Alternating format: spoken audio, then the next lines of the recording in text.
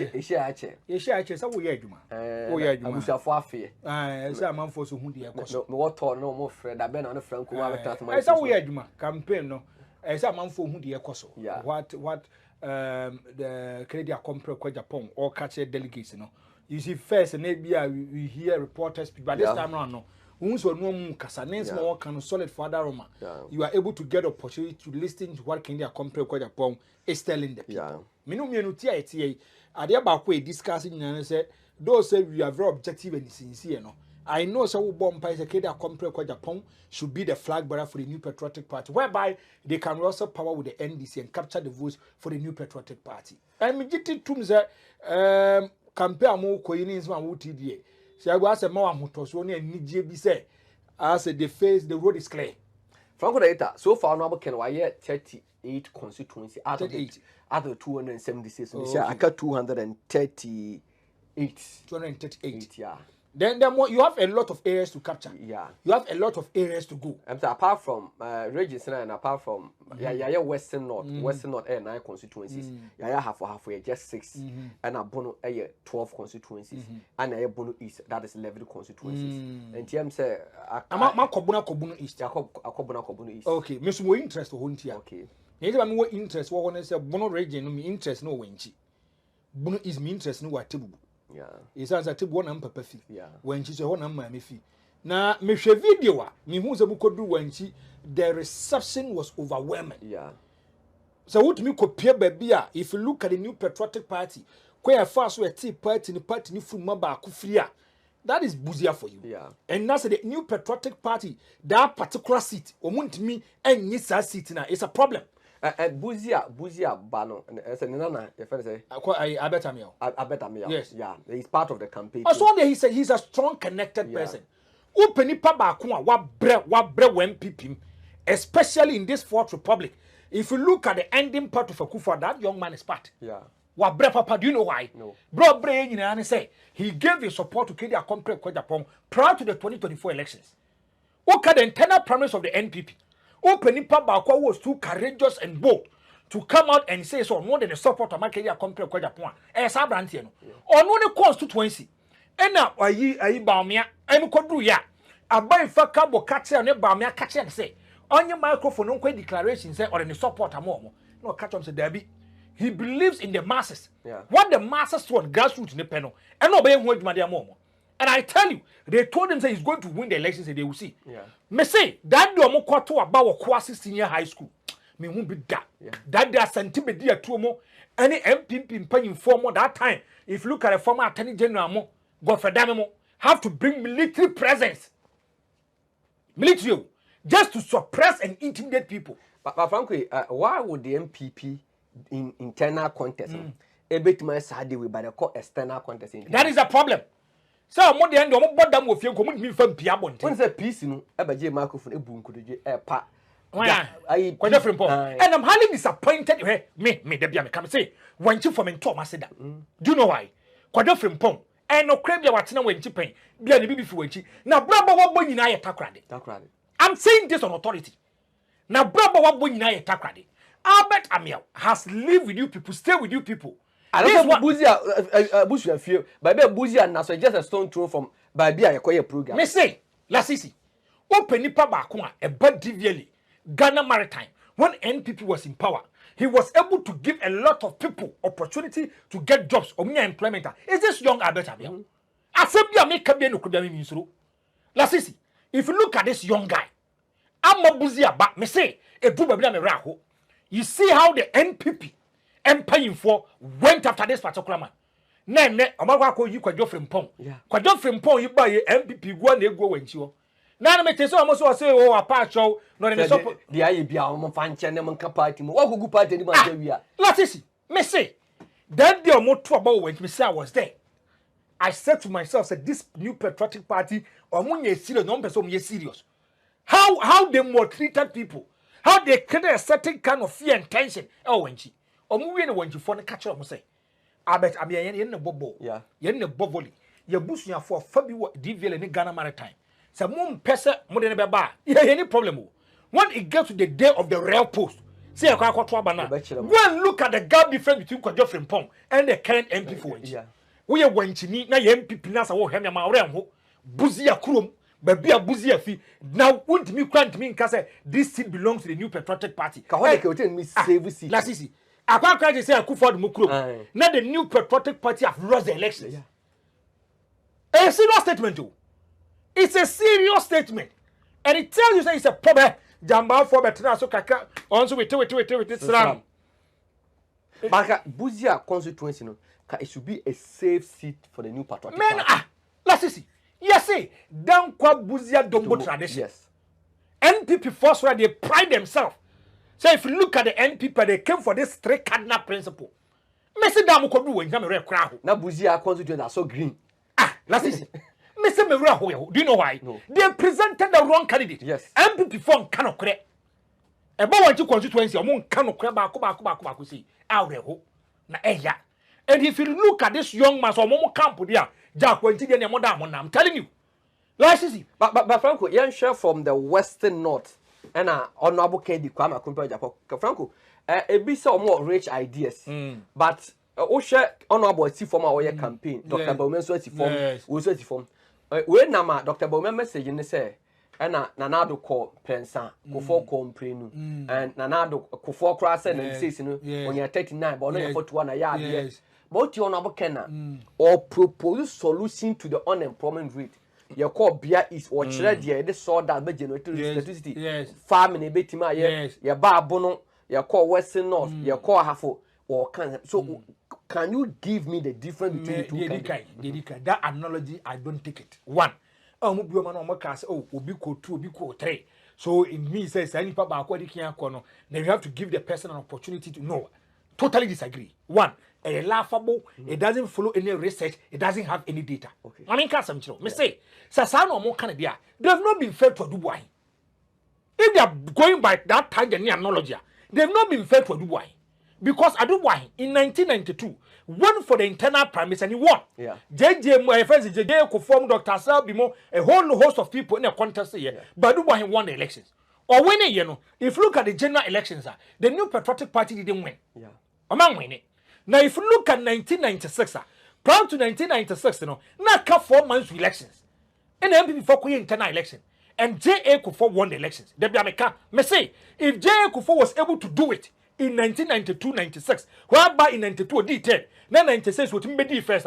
Or candidate be aware in the piano. You can wrestle power against anyone and win elections if you have the right materials and you preach the right message. Yeah. Well, if you look at Adubuanya, the air Yana say, Adubuanya in 1996, he was contested by J.A. Kufuor. Yeah. Henry, your friend is J.H. Mensam and other people. Dr. Selbimo and J.A. Kufuor won the election. Yeah. Let's understand this. If it is by this, I almost say, Anna Bamud Bamia, the pictures in 1992, the new Patriotic Party, we posted the Bobo. Adubuanya was more visible than J.A. Kufuor. And I don't know, because by their analogy understanding, because of a political ballot paper, so the NPP automatically will do posters. Yeah. Yeah. They have to sell the man. Yeah. Or buy a t-shirt, or buy a caps, or buy a handkerchief. Then I want to ask them, if by that analogy, why did they repeat the same candidate? Because in the face, familiar to other Ghanaians. But even males who you know, males who you know. Not say na kata males who ni posters or look as a son. Who they credit, and I'm say, who let's even take is at your more canon. Say I Dr. Mahmoud Bamian and him were dana, and I'm say, I do why he and him were that. And 1992, because if you look at post now, I notice of Puna, he was part. Yeah. He was an NPP, flag bearer and presidential candidate. Near your posters, none of him now. Still, the NPP people, they take decisions and concrete decisions for the party. One for internal elections in Sumane, decided to offer J.A. Kufuor. Yeah. Agreed. There is no man for Dubai and can't say man for say yes and for Dubai because you only problem be no. And the posters or the handkerchief for the Parliamentary also we shall allow him to go. Yeah. But the NPP have to change their hand and make sure that they went for J.A. Kufuor. Eventually J.A. Kufuor in 1996 was able to appreciate his vote. Or say or send it. Thank you. Now, if you look at that analogy, if you look at another damn Kufuor, I look at them then I laugh. Now the damn Kufuor, they should go and check the performance of Akufo-Addo in the 2008 elections. Yeah. If you look at Akufo the second round, he lost by just 30,000. And one of my catches security and breaking a do baby J. Kufo, who was the president, couldn't go to time to do campaign. In 2008, you to abandon me and say, yeah, you're 20 me and first round, second round, time have to make the decision. And that time, J.J. Rollins, and then the end is in pain for the news that if you look at the number of parliamentarians, it is easy for them to capture power and they want power. Now, if you look at Akufo-Addo, the 2012 election, whereby even in terms of percentage, a retrogress, amount for what you said that kind of election wasn't a free. It was a stolen verdict, just like 92. And amount for what you say, if you listen to the bench at that time and the ruling, timing, and if you look at Obiano more the buyer, was it 5-4? 5-4. 5-4. If Akufo no litigan or so go for review, correct, a bit man, yes, a bit man 10. But that the Akufo statement that he made. So what Giatum because of Segana Benyas, that day he won the elections to the Jubilee House. Yeah, in 2016. Because of first, the target on the target is out. Or Munipa or you know, that day, that statement in the 24, saying the 24 or one, but that statement that he made pushed him to the Jubilee House. Now Akufo went on 3 consecutive periods. 3 times in Okoye. Now if you look at 2016, it got to a point Ghanaians decided to give Akufo the sympathy vote. Yeah. Because not change my Akufo Akufo any bra what bre any the type of communication NPP for ya Akufo say mo man opportunity me thank you and Akufo won the elections for the New Patriotic Party. Now let me tell you this, in the Fourth Republic abambian what man break 80 that abambian you can do all the bigger projects, you can do everything, but how you conduct yourself, your demeanor and posture and attitude. And if you are not extremely careful, Ghanaians here, it depends on how you do with your issue. Now, if you look at Akufo-Addo, there was a total division in the party. Yeah. Alan fashion. Then Orendi and Akufo-Addo fashion. Now it got to a point. Alan Kwadwo might have to resign from the new party. So it tells us that things were not in order for the NPP. And that time the NPP no more campaign and they were going down. No more modern campaign. As a Philip Abel, beach, no more born. No, go high. The person who introduced room to room and door to door grassroots campaign was John Evans Atanas. What showed them not Bob Nogram? And the NPP first one more campaign. I'm saying, oh, Mills, there's room to room here. And everybody was near you. Almost 2 but you know, numbers are winning about. John Mama takes over. Akufo-Addo comes takes over. But if you look at the New Patriotic Party, they won the election in 2016. Why? Because the face of Akufo-Addo was familiar, and 2, he was a politician. Akufo-Addo, the freedom crowd brim, and a politics. We had a boost with the politics now, you know, he was very strategic and very smart. Me say very strategic and very smart, and eventually he won the elections. Mema Kamesiya Kabim. If you look at the New Patriotic Party, ahead of the 2024 elections, they didn't listen to Ghanaians. That's easy. Me say, Obi a wouldn't be take emotions and sentiments out. Menti bida. See a society, a group, intellectuals and elites, technocrats, technical people can say we have given our support to one person. Menti bida. Now, if you look at the NPP internal primaries of Mukoya, now you're a host of people are no more pray. But nipa baako people have a certain kind of confidence within, faith within. Is the man called Kenya Compre kwa Japan. Grassroots. Oh, that's it. Former Taylor for Obia second in Japan. Even lecturers. Technocratic second in Japan. Doctors second in Japan. Messi. A section of the party said, you hijack the party. I listened to one doctor from the Confederacy Teaching Hospital. Me tell no Kesman TV. Also me, I don't do politics. But I have a reason why I'm talking for this particular man. Sadano na sa cancer machine motor man. Now, listen to do and some of Paneka. What say, Obanas doctors for Nishanes Yedim Command. We ask ourselves that this man doesn't hail from the Ashanti region. This man and Yanudini MP. But by Musa man for war problems, you know, he felt the pains of the ordinary Ghanaian, and when Musa Baby and Kupa did not do no, and so to me Bonipa, he did it. Now I also listened to another lecture. I'll compare more Tamale or what say, if you go to Tamale Teaching Hospital near Doom Lighter, they don't have any plan to work. Let's not forget.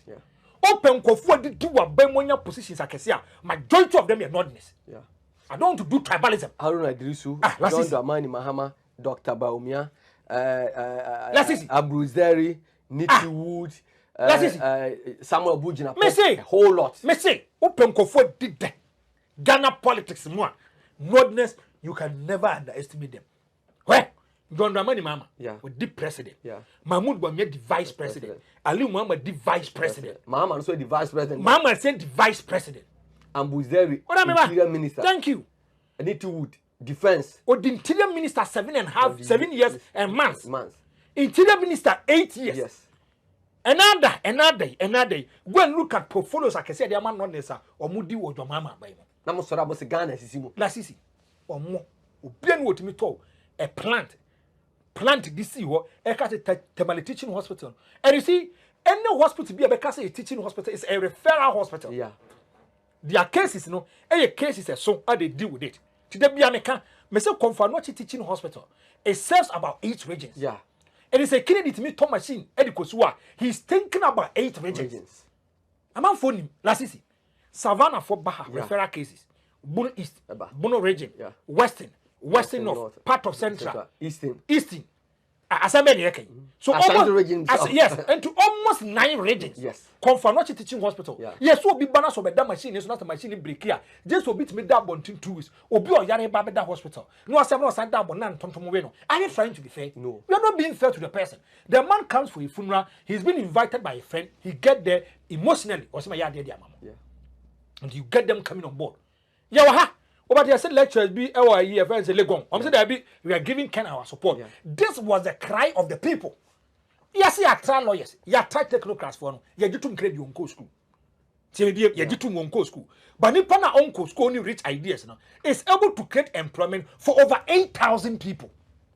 Just want to make sure no.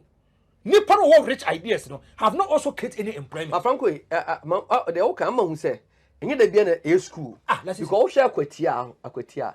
The only time a candidate any more than 60%. Yes, massive votes difference between Omone NDC was 5,252. Yes. In the history of the Fourth Republic, we need be a close 1,000, be 500, be 291. But I must say, or a core, a mere hairdresser was able to win the elections, not just win it, win it overwhelmingly. And we do, baby, no. Ghana 4 wasn't looking at technocrats. No more theoretical people. They need pragmatic people. And the NPP was lucky to have one person in this particular portfolio. Frankly, why would a school for or more school doctors won't go PhD? Because I say, yeah, 2 Dr. Baumia also work school. Yes. Yes. Near best support to Obi Asabi. And got the uncle school will be in you. Maybe I'm a cousin back, what you say. Me, but be my dream, my brabum pia. Sometimes I can agree or disagree with Ken. Yeah. Whether he's my political father or not. Issues be happening by Yagin. I will criticize him constructively. But by being Tibiano, can they compare when it comes to my success rate in life? Will play about 60 to 70%. Okay. Last easy. Maybe I more bank. Yeah. And a bank in a collapse. And I'm Tiffy. Yeah. Now me Tiffy, you know. Can they compare Japan sets up a radio station? Now, Kenya Compre Japan is able to identify the potentials in me. Tio, yeah, Kumasi, now me check here. Yes, Kumasi population, Kumasi metropolis, 3,952,105. Yeah. Now they are making a projection, say, by 2027, 2028, it will go around 4.3 million people. Yeah. Now Kennedy is able to surpass all these 3 million people. Comes to Boone East, and sees that there's a certain kind of potential in someone. After listening to this young guy, I feel and think that them give me an opportunity. Like this, me no me full plane to coin. Yeah. We are able to meet big men in government. Did you not can say? And yes, be a Yankopon part of but we here ubia. You need the destiny connector. You need someone who will identify the kind of potentials in you. Whereby the potential is hidden, as Shadia say, he will unveil the potential for you. So, frankly, in this case, you know, NPP delegates grassroots or destiny connector. And they can't compare quite upon. Another why? Oh, that's easy, maybe. Any. Say, ne can't compare quite upon forward, you may. Oh, you know, yeah. And if you are the breadwinner of the family, yeah. And to Solano Panas a Kennedy to your car indirectly, we're training per 4 car. Yeah.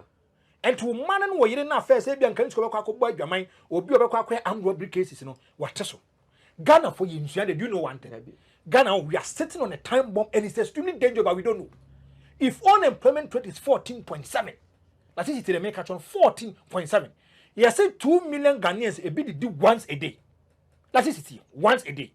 If you have someone who is able to give you employment, and whereby the unemployment rate and burden will reduce, and will be about for some brothers who will opt for.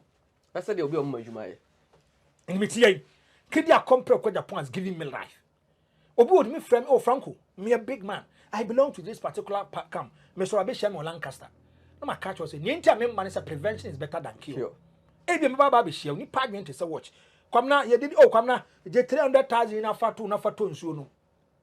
Ebi that they have a pressing need. Esem ya de bi. Ebi me kwa akogisa no chena.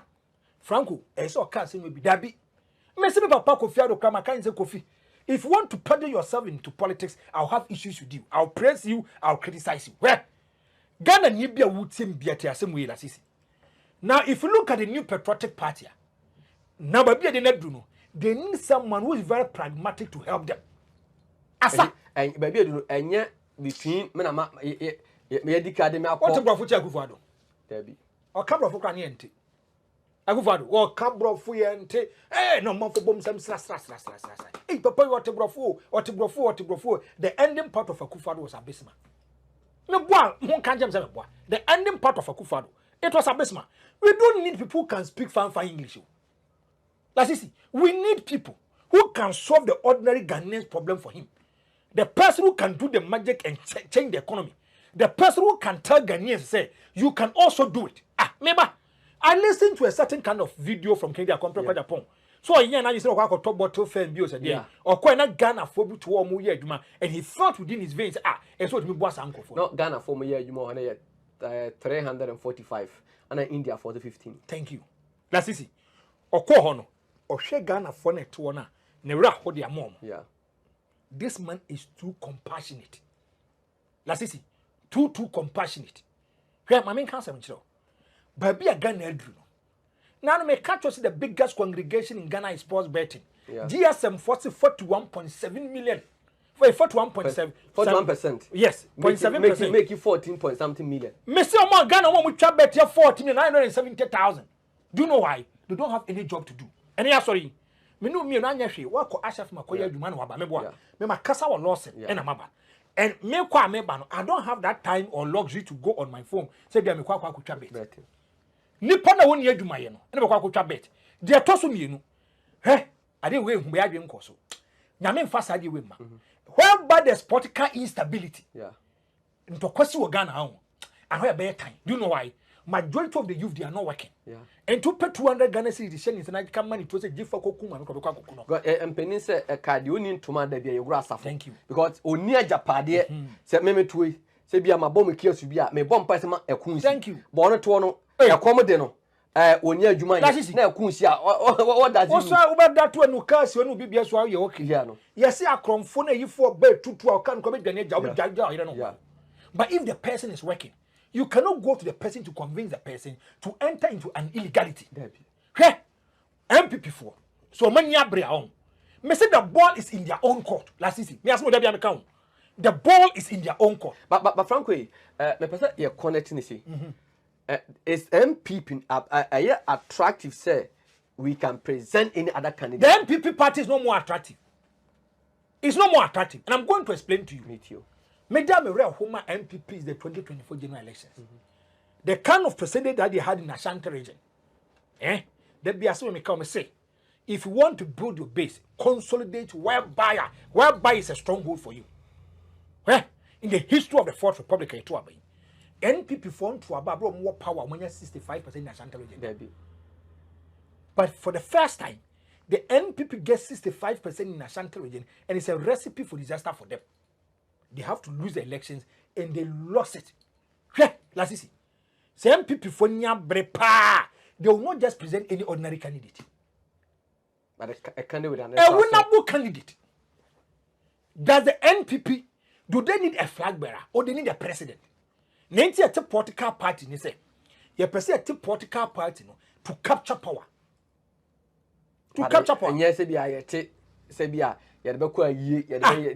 there be. Oh, are they friends? Is this social club? Yeah, social club. Social club in yeti. any to me catch us oh ya tin say social club hey yes so anopa e keep fit ye wi e be kwa konom club ne di ba yes but political parties are meant to capture power and rule. Frankly, na ye can about the NPP attractive or inattractive. Nancy demonstration how did you see it? Oh, me if you look at Ghana's constitution, Article 21D no essay.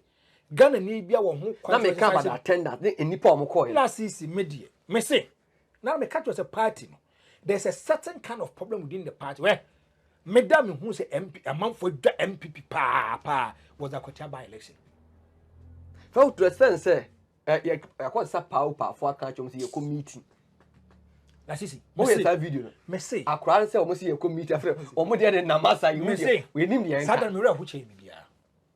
That I said to myself, say if the NPP is not careful and there's even a by-election in Swami, by-election in Bantima, they will lose. I'm telling you, as NPP for now, Ghana for Bonibion. As we Ghana for the day, Chom, if you are doing call. Oh, yeah, then I'm there NPP for no. I am before the Iomono. And you're more to a point to say, as a timer, as a NPP for one HM and showing. Of course, it's a trauma for Aquaba. We say, Anna, is a Kwame Kuma second, Adana foreigner circle. Because they didn't even know why they were part of the demonstration. Now, Mustafa Salam be the youth organizer. Kade Papa Mustafa Salam, Yawaha, MPP party, so means there was one young man. I know because this young man can do the job. Yeah, Edward, are you hoping Pope? Hope. And also, I saw Alan. Oh, Alan. And so mudin any time Mustafa Salam. Why you bow me akra? Yeah. And you fan mro, a do baby when a man for no man committee, and I could follow some man for we ma, and I could follow so a bro, do a deep for good papa so. And I could father say, and I did the honor my yard man or buy. Tell me one legacy of Salam Mustafa. What bunching would be a Salam. Aquatia Concotoba. It says in the constitution, Salam Mustafa. One kid, Jamfu Banco. Salam Mustafa. Wait, Salam Mustafa. Mr. Demonstration or the trauma for Kayo for to maybe. May I video me share? Many I will hear about be Kayo for. And now Marcus is someone can't almost say, Omudo meeting. Omuko meeting, National. And I feel Omudo Muchinchini. Auntie, one of the bloggers, I know we saw almost say, Moba demonstration, I didn't know about demonstration. And I crab said, a day may maintain the Okano. And I say, Moba demonstrate Franco. Anna, get back, say, all my fire see a meeting. After meeting by out, or Moody 18, Ninja Dominic, who was meant demonstration.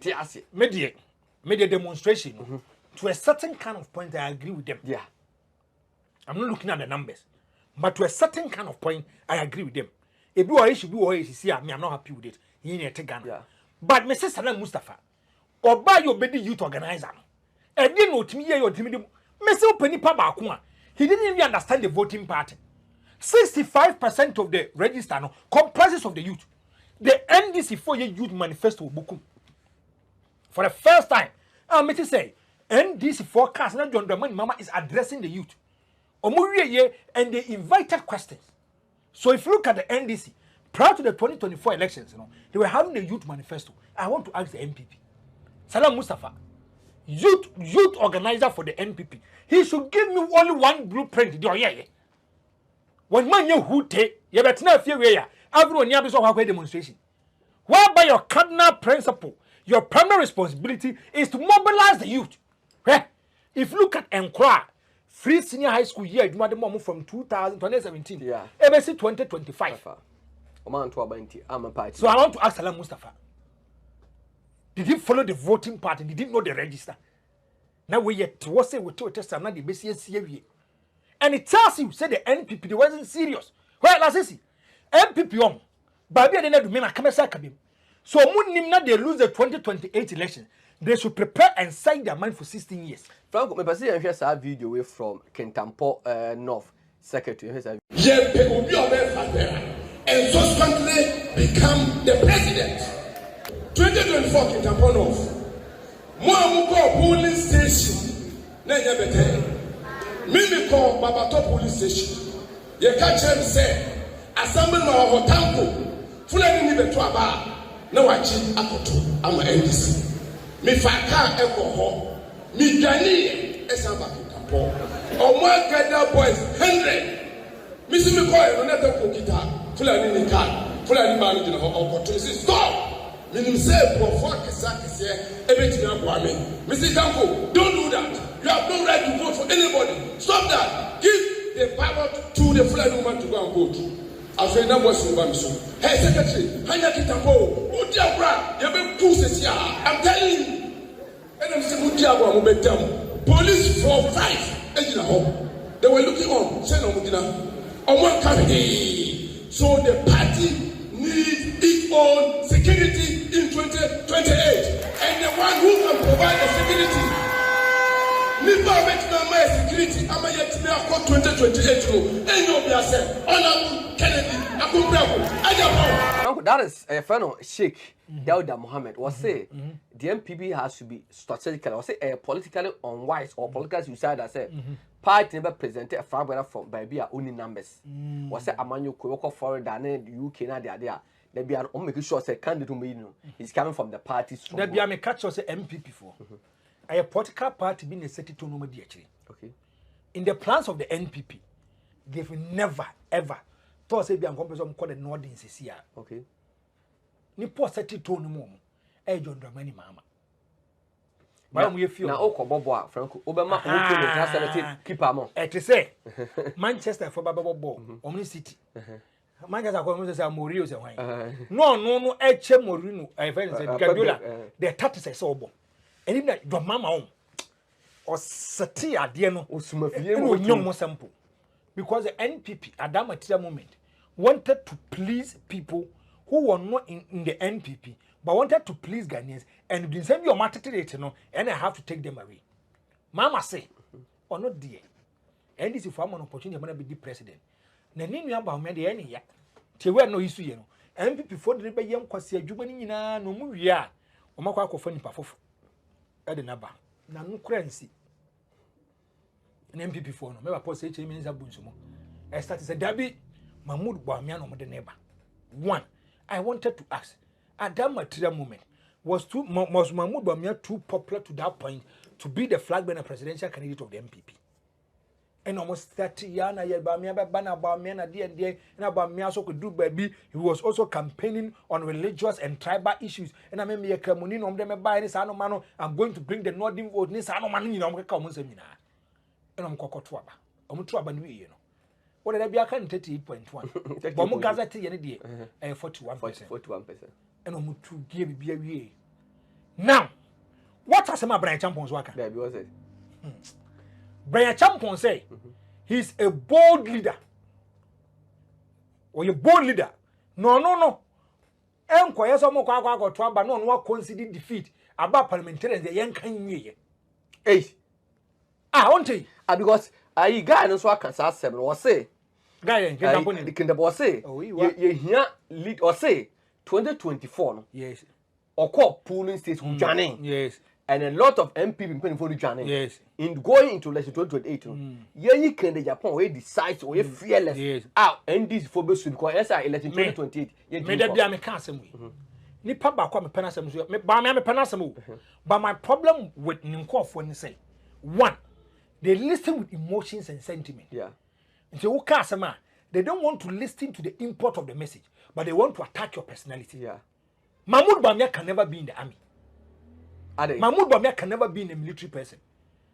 A captain, a major, is someone who takes a bullet in pains and some marshal his people so we are winning. Me say, a military person, major, captain, and marshal for they take the bullet in pains. In their pain, they will tell their people, so we are winning. So we are marching forward. So what were you expecting Bawumia to do in 2024? Mahmoud Bawumia wasn't a politician. I'm taking you back to 2016. Okay. John Dramani Mama, he knew he has lost the elections. He knew. Because the figures are not urban. Yeah. The figures was not going to his favor. But he wanted to bring suspense. Okay. When he did, Emma Amavaka so concede defeat.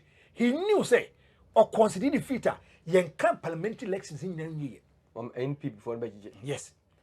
So now concede defeat you give party now one winning an opportunity to intimidate even the security.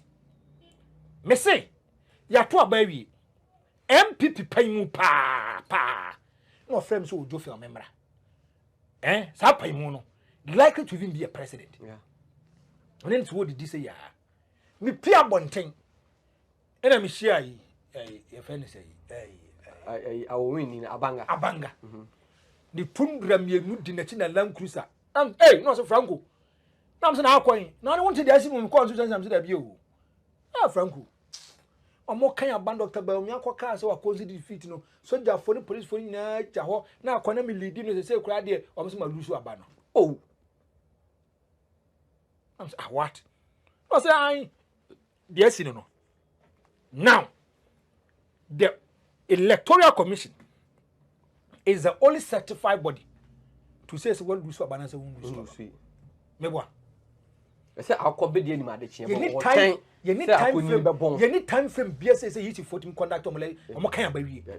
You need you allow them due diligence, ample time, cross checking so we nyina awie.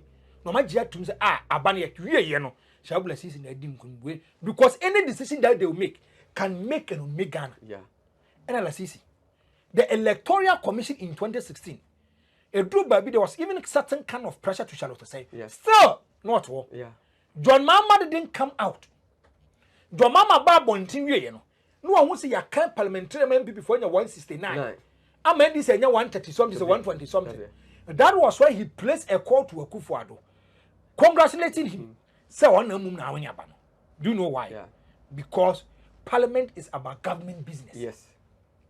Parliament, you know, it's about government. You don't joke with it. And that is the second after the executive arm. No, you call the legislature. You about judicial. Open conform stop on so politicians. Yeah. And it's uncle parliamentarians. Yeah. They can take a decision that will affect the executive. Yeah. And to Adebia, we be extremely careful. That's all the loans. Subano improve. Thank you. The bills. Subano ma'am. Yeah. Thank you. It makes you to your mama. And I said, don't go take a be a friend to park. Yeah. Channel. You offer. Instead of a shabba and no shabba actually. For a better. That's 2020. 20. Yes. That's 2020. So it tells you say. At that time, John Mama was able to position himself. Yeah. And we said that be a same Nyabotri. Mahmoud Bamia is not a politician. People around him is not also helping him. Do you know why? That time, Mahmoud Bamia as early as 9 to 10 a.m. Our bonds in Tiababe Conceding. Now, if you go to Babi, it is a Abelkumano Fernando Kwesi. I will win him. I will win. Patrick Bamahono. Yes. Niye. Anna, I. Now, Babasa de class 1 now. I Hasi. Jerry. One can so come in. Me say, Oko Obuasi Easter. Nanto Kwasi. Okwa Baby to say Buno East, what baby Nanto Kwa, Buno region. A whole lot of issues. And to Obana may make a certain kind of decision. Whereby you think about your selfish interest, it will affect people. But frankly, say any NPP nyesika die NSB niam bi na akodi ba bia. Dr. Berman you be a quarter party in entertaining a man this leverage because one a good partner anymore. Because in the early concession, and a lot of our seats acquire. Can you consider? You see, at that time, A Bishop Mahmoud Bamia was naive and inexperienced in politics. Sometimes you learn on the job. But frankly, they all can admit it, Franco. There are certain names. Franco, do you know what power is? What power can do? And who naiveness. Inexperience across the new patriotic party. Uncle, when you go to opposition, coming back to capture power is very difficult. Especially when you don't have more MPs in parliament. And let's see, the course soon gives me an informed decision. Say the decision by the vice president, the presidential candidate of the NPP, conceding any defeat affected the NPP. Brian Ekabi says, "Yeah, I may say, this internal premise on." And let me advise you guys. Meet you. I dare by quiet then say Kenya compare kwa Japan is not attacking personality. Oh, can only show. Hey, what I just say? Keke the class of just say, when you see any I was reading. Oh, that can mean so. And it's any day. Hey, what I just okay there? Can I some me say, I'm happy he's addressing issues. Okay. If we now some more Western North or Chom do bit me. Now if you look at the last elections, primary election, every area was able to identify the needs and the challenges of the people and he addressed them. Yeah. Now I listened to his video. Oh, that's no the Omaka and Wunya would say, I dear me, then say, he should not give them attention. Okay. You guys should not give them attention. You guys should be able to explain issues to them. Now, have you seen that the table is standing? Okay. Now, a man from Omogi said, "I can be too radical. Can be to a young Pia be cool a man for us, say a man for no." Now, the table was standing. And on him also. Now, someone is doing that job for him. And on him also. And you see, Sandy Panas more can, and no can I say, you know, but Franco, in the political parties here, per power, near see and can we get the party and canoe crew? One party in the young or canoe people have issues with you. They'll go after you. You be do what you do, I mean, atom, but no crab back up. Me say, you guys should concentrate. Me, Baby Amity, I also get feedbacks. Okay. People also talk to me. La sisi, say pan and by your campaign. And found a time amount for bedimo, and found in some amount for the car farm. You are able to attack the issue, forgetting about the personality. I tell you, I know some more campaign and more, you know, are connected. Yeah. People are buying into it. You guys are selling your product to the ordinary people. The delegates should come and vote for you. The meeting now is positive. Okay. Nipa ba kwa me was surprise me. A campaign on me. Menya bianca be be could be so can do so funny baby. It's my man credit wife no. My goodness. La sisi. Arwai dey. Awuradinya me. Mam kisi na Hey! Se kaso be in communication. Obi kasa. Na sem na oka no. O kyerɛw no kyerɛw asɛm na asɛm wate asɛm na asɛm Jack Ken wonya yere papa I'm telling you obetimi kɔ campaign yere kɔ man microphone kɔ man nkasa be wasɛm obɛka no bɛsɛe no ma listen to wisdom, listen to intellectual exercise from the woman nsɛm a oka de be ndi ne kɔ Christian na for see Christian na Japan that's easy me say aka one man tamia beto baba bi aka de be kɔ bi onfa ne nka ho the woman knows how to communicate. What tells a small canoe? Onye bia on kwese me azumi say me dwin say okay. And look at how she's even able to interact, deal with people, talk to people. Now has more kafa ni kuno. Was any kuntimi chase cars and the bon bossia. It tells you about a compassionate person. La sisi obu oni kuru chase ka kan buofu. La sisi obu was ka say itam. Omu ni ntia so ochubi. So ko bossia bo na ni pane de mawa. Ada sa na yere ne ka so won fa mam. And answer the issue of majority of men take decisions based on the advice of their wife. Tibema be why ye be an or start year from zero and a can hono that you are one and cast my missa me answer. A Maradona momo and money power. But look at her how the woman kind of first or canning some, kind of first was shining some, and the kind of things she is bringing on board. Now she's also preaching the gospel of Kenya compare Japan to Mano. The reason why I said marry too many kunu. Oni ne da sorry. Ni kuna dwini bi ofa bi oni na efa. Ni kuna ka chance Nyankopon ya na so weni a say no betima ya ma no. This is what I'm looking for. Now be say mo campaign mo ye die. La sisi, se pa na mo be campaign na. Enye. First na me ye doubting Thomas kakra. Na me nyimu ni. Say ade na enye easy sa. But the kind of response that I'm getting, do you know why? Because if you look at the 2023, it was extremely difficult for people to come out to say they are giving their support to Kenya compare Japan. And they don't listen to a Joshua MP. Lasisi, that young guy, that was why they set him up. I feel Matthias here. Okay, Obi Oha Nyankopon de Kasa Achen. Obi Oha Kwen Nyankopon afa so da bo ni sika no ma obi. But a babu sembo bit mo dwuma ko peska de amount. Obìnrin ni Nyankopon de adom. Listen to the words of wisdom from the young guy. I just am lawyer kwabra. Lasisi. Me say, time I kid near 31.7. 37.1. Yeah. At that time, how many people were able to come out and say, "Oh, I'm support to market"? How many? Asante Regina. MPC nano ye fieru. Yeah. Steka nene ni abriko ba no sro. Kwaku kwati no sro. Empayimfa wo do bebra no mu dike na chine no mu sro. But today the table has there. You need CEO. You need MP. Your friend is a ministers. This uncle for me. Debbie, you need Obia. That me say. And look at how people are coming on board willingly. Asamba kwa meti ya kwa biyama shemi. Yes, some cause a Western North force. Yeah, Western North. What a craven say. Swaman. That Western North, your MP about my friend, Caddy. Na I listen to him. Saga. What's what parliament crowd I am on? Franco, Saga. Yes. The life at second Japan. Also can no credit. The woman said Swaman from 92 has been the NDC. Yes.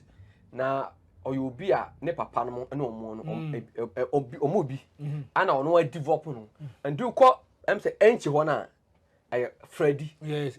A dine shops akesie ne FM station na ne dia. Enti wo che ama no so obi aso. Me ne am so take care mu sa akora keto bi na otwi sa aka bi na retu okum. Wo hwe car ni mu sa say Freddy sheka ni mu akora no. The guy is so popular. No, I say quite a fast by seat now. Said the honorable Ken abaji asen no seat now. And the story I say honorable Ken there. They could say honorable Ken or constituency member only one city. Or no abet ye bibiamo. On one ABP. You see now, me say people who are in love with Ken age and new, connected for age and new. Now look at how people are coming on board. Approaches. Yeah. And we say near Bra walk as a church in some more. Now, but Franco here. NPP as a political party, I was a party leadership. We are very careful, Franco. And some messages unim say in opposition. You get $2 million from approaches at the funding NPP. One and that was sponsored by me. You go to a point where not sponsored candidate. In opposition, $2 million. And you're promising with cocoa board. Power by we ya. I'm friend I'm so yeah, sorry. Hackman and a quack say board chair for cocoa board. And the Hackman say oh nipa no fa you say boy man tie sero. Positions ni be ni appointment President Kufuor Edema Baumia bust. And they say o kwa start say o fund Baumia. The man fan call bust. Ye no call bust ni a setting abra $1.2 million contaminated fuel.